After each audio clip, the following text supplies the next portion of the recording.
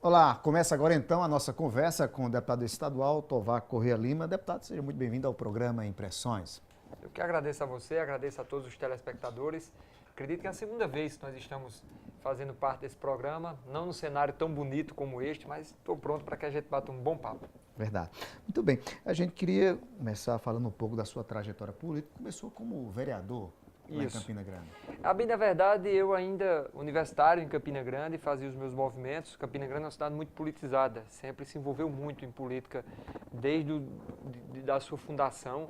E aí, na minha época, era uma discussão muito grande entre Cássio, por exemplo, que disputava o governo do estado, um pouco antes ainda, havia sido prefeito, e eu me envolvia nessa discussão. E depois eu disputei minha primeira campanha em 2004 para vereador em Campina Grande. À época, candidato ex-presidente da Assembleia, Rômulo Gouveia, candidato a prefeito de Campina Grande, eu disputei em 2004. Depois disputei em 2008, mais uma vez, as eleições de vereador, e depois em 2012. Ou seja, eu disputei 3 eleições de vereador em Campina Grande, tendo sucesso nas 2 últimas e não na primeira, em função de coligações, etc. A minha primeira campanha, por exemplo, eu tive 2.156 votos. Então, eu tive muito voto à época, mas por conta de coligação, de partido, etc., a gente não conseguiu entrar. Depois de vereador, eu fui secretário do prefeito Romero, aí já em 2012 nos elegemos eu, vereador, o prefeito Romero, a prefeito de Campina Grande, e eu fui ser secretário-chefe de governo do prefeito em 2013, a partir do dia 1º de janeiro de 2013.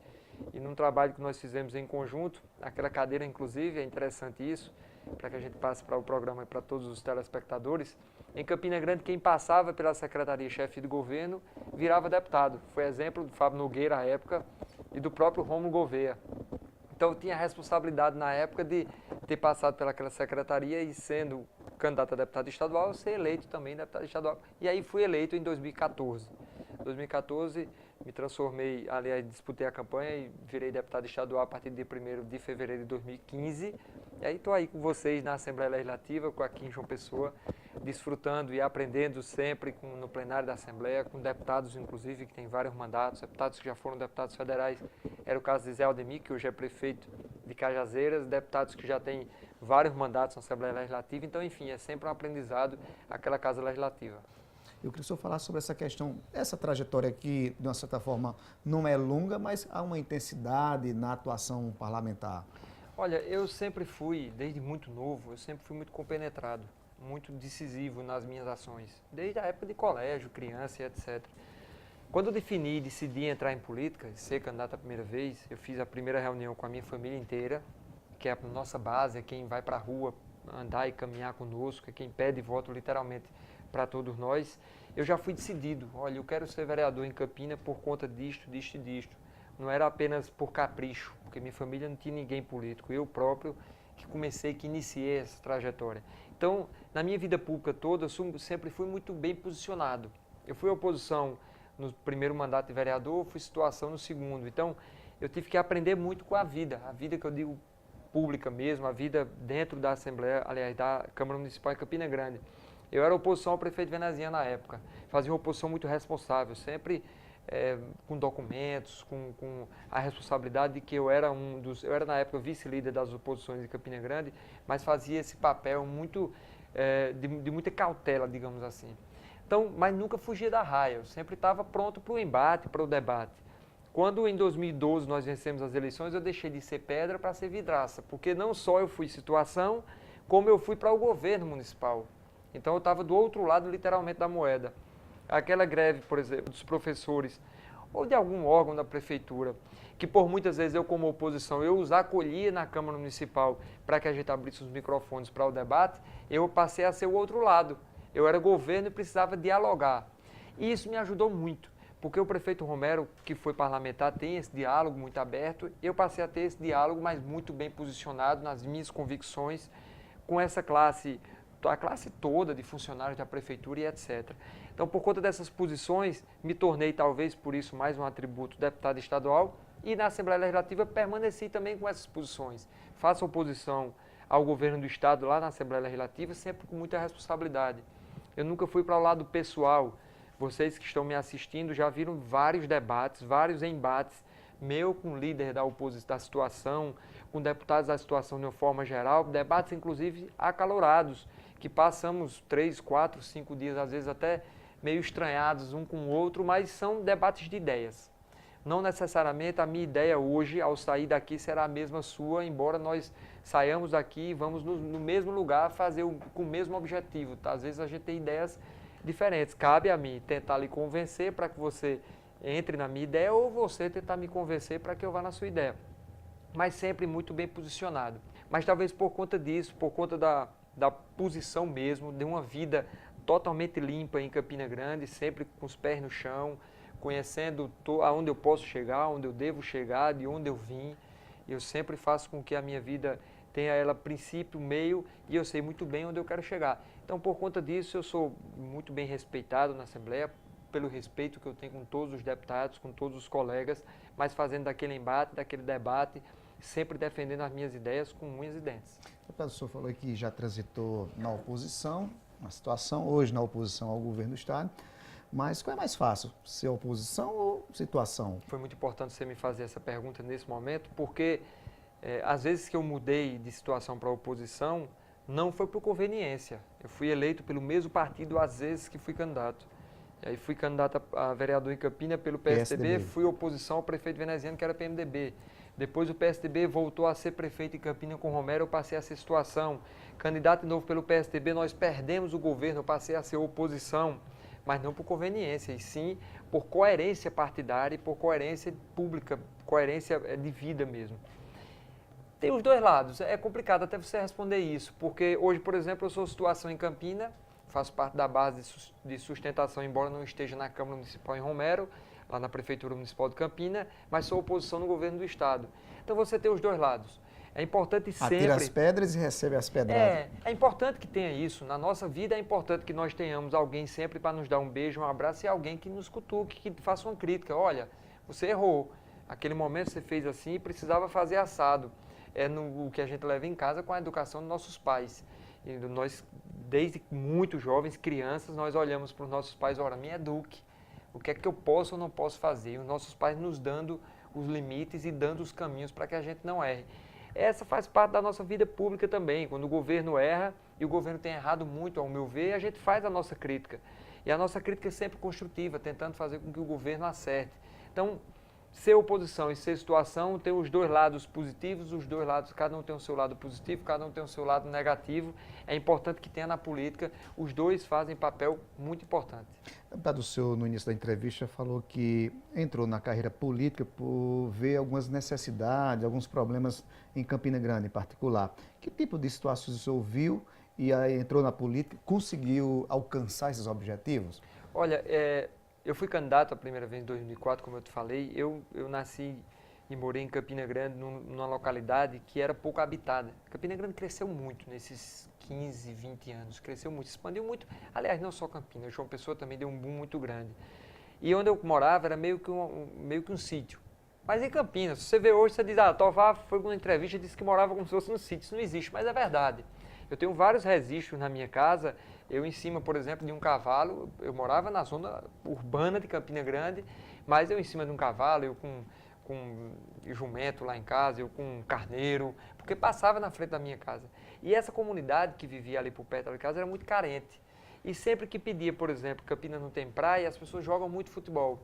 Precisava de uma máquina, de um apoio da prefeitura para isso, eu via a carência daquele pessoal todo que vivia à margem muitas vezes da sociedade. Havia uma invasão, há uma invasão nesse mesmo lugar, que hoje foi pavimentada, hoje está tudo organizado, mas na época não era pavimentada, e eu via que as crianças não tinham naquela época acesso à saúde, acesso à educação, enfim, aos serviços básicos que o serviço público precisa oferecer. E aí, por conta dessa carência, eu comecei, olha, eu acredito que nós precisamos ter uma nova visão na política. Nós precisamos de uma nova visão de juventude, unindo a universidade, aos jovens que têm essa carência, entrando na política, incluindo-os na política, como também essa comunidade muito pobre que precisa ter os serviços públicos prestados de qualidade. E aí foi quando eu comecei a discutir política, a entrar na política propriamente dito, fazendo com que as universidades eles participassem. Campina tem esse papel E hoje eu faço isso na secretaria. Me permita, nesse primeiro momento dessa entrada, teve alguém, algum tutor, alguém que lhe orientasse? Como foi Não, isso? interessante. Eu, na época, e eu posso até publicizar porque isso é importante e é verdade, eu estudava, eu pagava algumas disciplinas com o ex-deputado Dunga Júnior. Dunga Júnior, filho de Carlos Dunga, E que foi deputado também foi aqui. deputado estadual. Isso. Ele, na época, era prefeito de Alcantil, uma cidade que fica ali depois de Queimadas, a 70 quilômetros de Campina. E aí ele dizia, olha, Tovar, tu fala com todo mundo, se comunica bem, sempre está antenado aos anseios populares, quando se fala uma coisa você é crítico num determinado assunto, por que você não entra em política? Você pode contribuir muito mais na política, com um mandato talvez. E aí a gente começou a amadurecer. Aí houve uma longa história, né, para que a gente amadurecesse, se filiasse a partido. Mas não houve ninguém, assim, da família, por exemplo, que me puxasse assim, olha, você vai ser o candidato. Ao ponto de, quando chegamos na 10ª hora, na hora da decisão de ser candidato em 2004, desculpa, um ano antes, né, que você precisa se filiar, eu me filiei, e quando chegou na época das convenções, a época era tudo diferente, eram 3 meses de eleições, enfim. Eu ainda tinha dúvidas, será que eu vou ou não vou? Até decidi entrar na política, mas foi muito mais uma decisão minha e um empurrão, digamos assim, do meu amigo pessoal Dunga Júnior, e hoje colega, secretário em Campina Grande, por coincidência da vida, do que qualquer outra pessoa.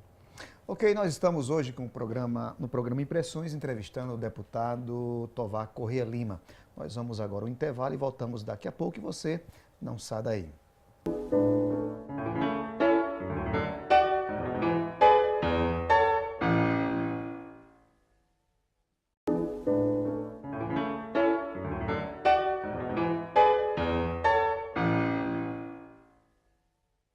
De volta com o programa Impressões e hoje conversando com o deputado Tovar Corrêa Lima. Deputado, o senhor carrega no sobrenome um sobrenome de peso. Até que ponto isso influenciou na sua trajetória política? Interessante. Meu pai, ele é natural daqui de João Pessoa. Ele nasceu em João Pessoa e minha mãe em Campina Grande. Eles se conheceram aqui em João Pessoa. Já à época os campinenses já vinham para questão de verão, praia, etc. Eles se conheceram, se casaram. Meu pai é que é Corrêa Lima. Que o Corrêa Lima de meu pai vem justamente de sapé, areia, da história da plantação de cana. O meu avô nasceu no Engenho Anta, que fica ali já em Sapé. Então, no Brejo Paraibano foi que nasceu a família Corrêa Lima, o que diz respeito à nossa família, porque existem 2 Corrêa Limas, um outro ali do Cariri Paraibano, Serra Branca, Queimadas, por ali. Mas a do Brejo é o Corrêa Lima que está direcionado ao nosso sobrenome. Depois do casamento do meu pai e minha mãe, que nós fomos para Campina Grande, o nome Corrêa Lima é muito mais presente aqui em João Pessoa, porque houve justamente essa mudança, digamos, de domicílio em relação a quem era do Brejo, com meu avô, os irmãos de meu avô, lá de Sapé ou até mesmo de Guarabira, e vieram a João Pessoa. Eles fizeram carreira, digamos, porque tem médicos, professores da família de meu pai, aqui em João Pessoa. E há uma confusão muito grande em relação a Corrêa Lima e Cunha Lima. E Cunha Lima? Na trajetória das famílias, no início, existia Abílio Corrêa da Cunha Lima, eu sou descendente de Abílio Corrêa da Cunha Lima. Na verdade, ele é avô de Ronaldo Cunha Lima, se não me falha a memória, e depois as famílias elas se dividiram na sua árvore genealógica, cada um no seu espaço. Mas eu não sou Cunha Lima. Embora eu seja hoje ligado politicamente a Cunha Lima, de Campina Grande, inclusive sou do PSDB, tenho admiração, respeito, carinho por Cássio, Pedro, há essa confusão. Na própria Assembleia, os colegas às vezes me chamam, mas por brincadeira mesmo, Tovar Cunha Lima, Corrêa Lima.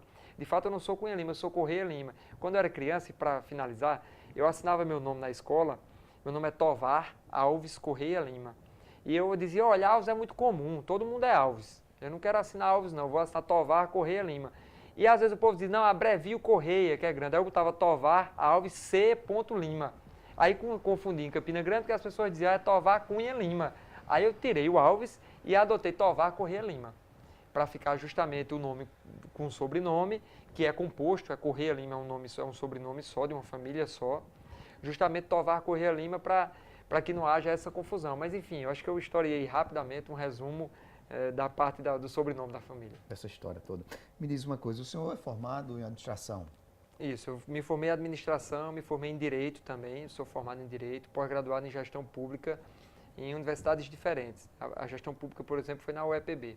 E tem um intervalo que quem me assiste de Campina Grande, ou até mesmo algumas pessoas que frequentavam Campina Grande, existiam alguns que faziam engenharia civil lá, vai dizer, não, mas Tovar fez engenharia civil na Federal, eu estudei com ele. Realmente, eu estudava na UFCG, fazia engenharia civil, e aí foi quando eu me envolvi em política, disputei a primeira eleição, a primeira vez, não consegui conciliar, porque o curso era manhã e tarde, enfim, terminei trancando.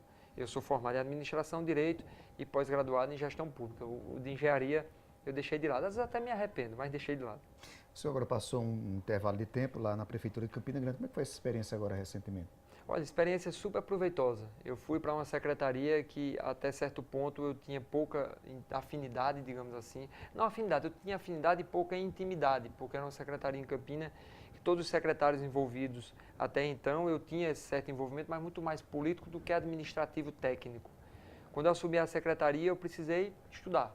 Eu precisei de uma equipe muito boa para que me desse suporte e precisava também colocar as academias, as universidades. Campina Grande tem várias universidades, sejam elas públicas ou privadas, que elas produzem conhecimento científico, conhecimento inovador, conhecimento de tecnologia. Campina é conhecida como a cidade da inovação e etc., da tecnologia.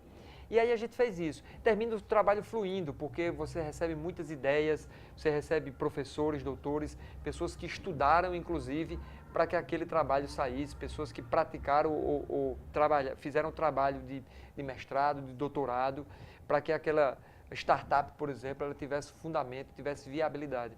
Eu chamei para dentro essa responsabilidade, para dentro da secretaria, a gente evoluiu muito, embora tenhamos ficado 8 meses, se não me falha a memória, acho que 8 ou 9 meses na secretaria. Estou saindo agora por força da legislação, preciso sair até o dia 7 de abril.